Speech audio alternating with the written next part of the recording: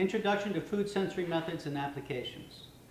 What we want to be able to do is to develop a list of common descriptors that everybody in your organization uses. So when you start to describe something, everyone else in the organization knows exactly what you're talking about. It makes it much easier to optimize your product. It makes it easier to talk to suppliers and tell them what to do. It also makes it easier to understand what the consumer is asking for. So let's talk about it. When we first look at a product, the first thing we do is we see it. So that's appearance. So what does the product look like? So here I have common tomato paste. Our first tendency is to want to describe the tomato paste as tomato paste. But what we want to do is to get you out of the habit of naming the product and describing it. So if you were to describe the appearance of this, you would say, well, it's kind of thick, has a deep red color. That's not saying what it is, but it's thick with a deep red color. Maybe a little grainy. The other part of appearance could be the shape, could be the size. If we look at these diced tomatoes, if we were to describe their appearance,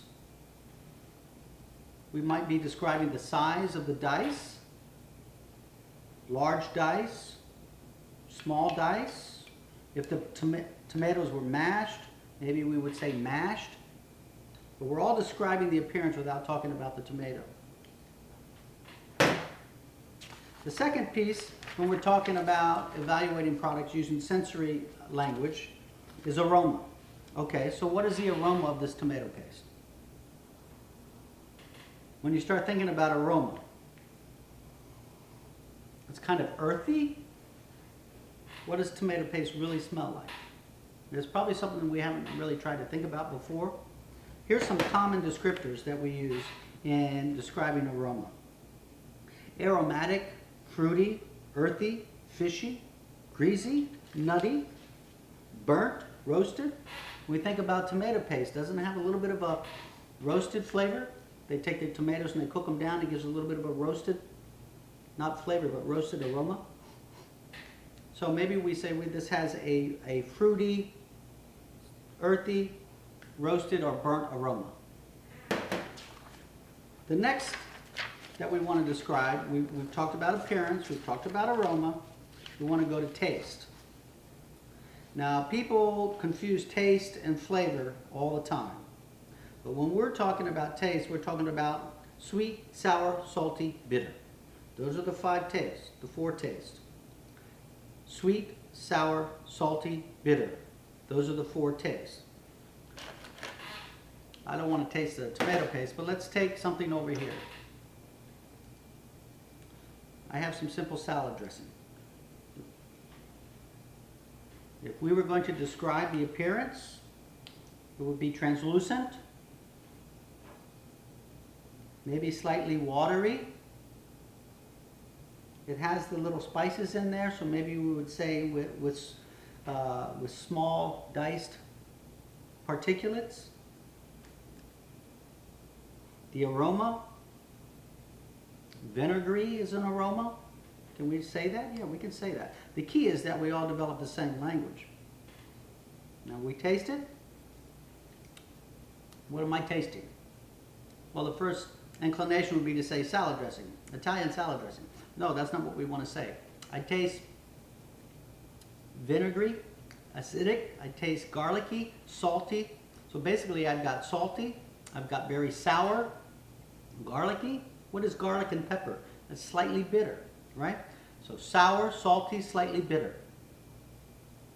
The next we want to go to is the mouthfeel or the texture. So if I were to describe the texture of this salad dressing,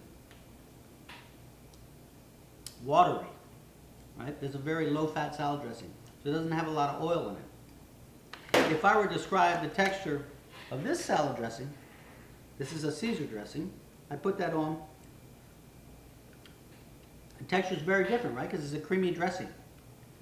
So it's slightly oily, slightly greasy, slick, Flavor is very similar.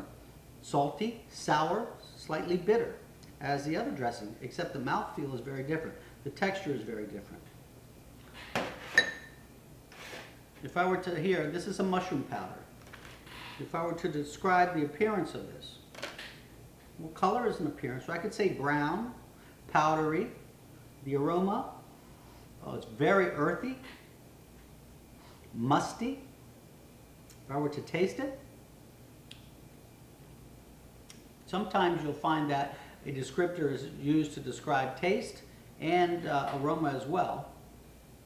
Let's take that back again. If I were to taste it,